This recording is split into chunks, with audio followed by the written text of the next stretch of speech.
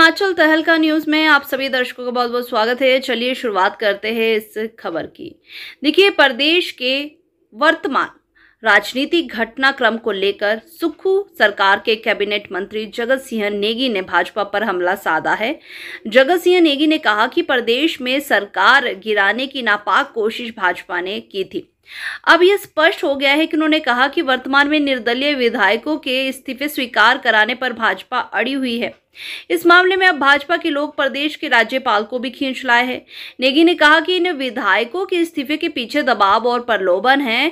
इसको लेकर उन्होंने विधानसभा अध्यक्ष को शिकायत भी दी है। सुक्खू सरकार के कैबिनेट मंत्री जगत सिंह नेगी ने कहा कि वर्तमान में भाजपा के लोग तीनों निर्दलीय विधायकों का इस्तीफा स्वीकार न होने की बात कर रहे हैं और इन तीनों विधायकों के इस्तीफे के पीछे की वजह उनकी स्वेच्छा है या फिर भाजपा का दबाव और प्रलोभन।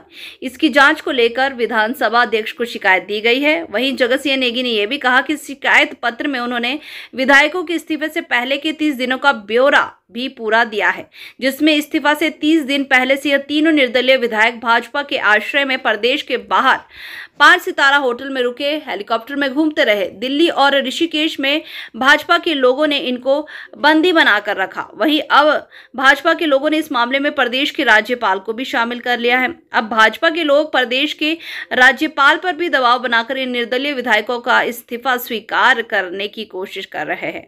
चलिए दिखाते चलते हैं जगत सिंह नेगी क्या कह रहे हैं आखिर भाजपा की इस बात को। पिछले कुछ अरसे से हिमाचल प्रदेश में एक बड़ी साजिश के तहत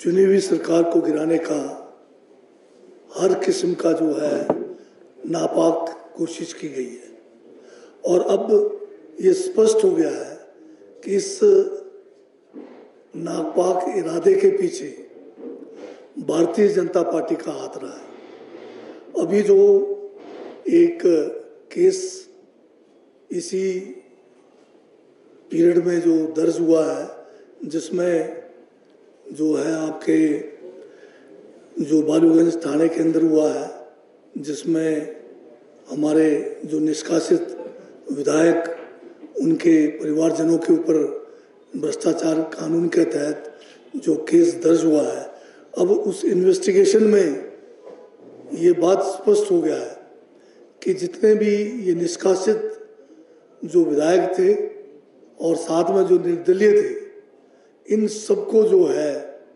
एक बड़ी साजिश के तहत भारतीय जनता पार्टी ने उनको जो है हर तरह के प्रलोभन से, चाहे उसको जो है धन बल के प्रयोग से, डर और दबाव के उससे उनको जो है अपने 1 महीने से ज़्यादा समय में अपने कब्जे में उनको रखा गया। चाहे वो पहले शिमला के नज़दीक एक जो है होटल के अंदर रखा गया, वहाँ पर भी जो सारा इंतज़ाम या जो खर्च होटल का है वो भी भारतीय जनता पार्टी ने किया। उसके बाद फिर उनको जो है पंचकुला के एक होटल में रखा गया। उसके बाद उनको जो है फिर उत्तराखंड के ऋषिकेश के होटल में रखा गया और फिर बाद में उनको दिल्ली में ले जाया गया। लंबा असर जो है एक समय जो है ये 9 लोग जो है इनके कब्जे में रहे। तो इन जो इन्वेस्टिगेशन में अब ये बात स्पष्ट हो गया है कि सारा का सारा षड्यंत्र जो है भारतीय जनता पार्टी ने रचा।